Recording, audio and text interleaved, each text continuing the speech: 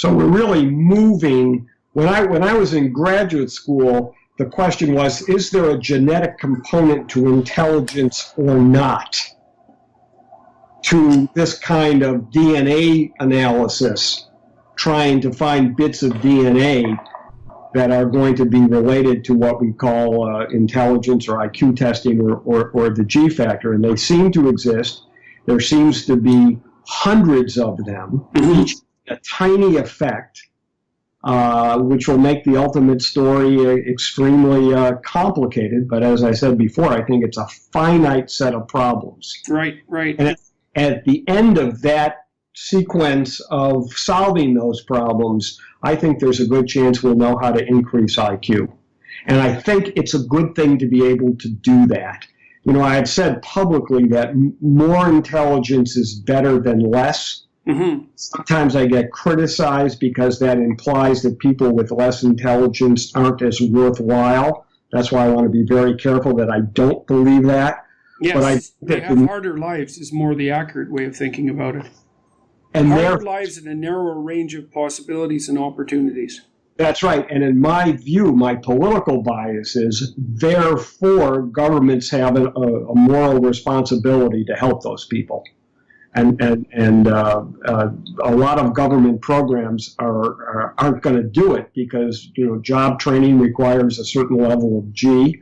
My low IQ clients, they used to go to the government agencies that were designed to help people find employment, and you know the typical response was, well, just go home and type up your CV and distribute it. It's like, you just go, like, I can't use a computer, I can't type, I don't know what a CV is. It's like it's a non-starter on all three counts. That's right. So in the United States, there are 51 million people with IQs under 85, and there are about 43 million people living in poverty. Do you think those Venn diagrams intersect? Yeah. Well, we should also be clear about this because it is so politically suspect, is that it's not like it's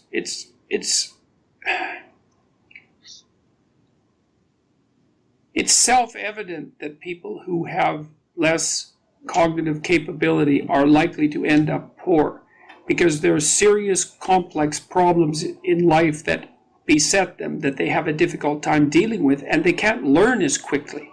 And so the relationship between poverty and intelligence is self-evident if you're willing to think it through for any length of time. It doesn't mean that everybody who's rich it doesn't mean that everyone who is rich is smart, and it doesn't mean that everyone who is poor is stupid.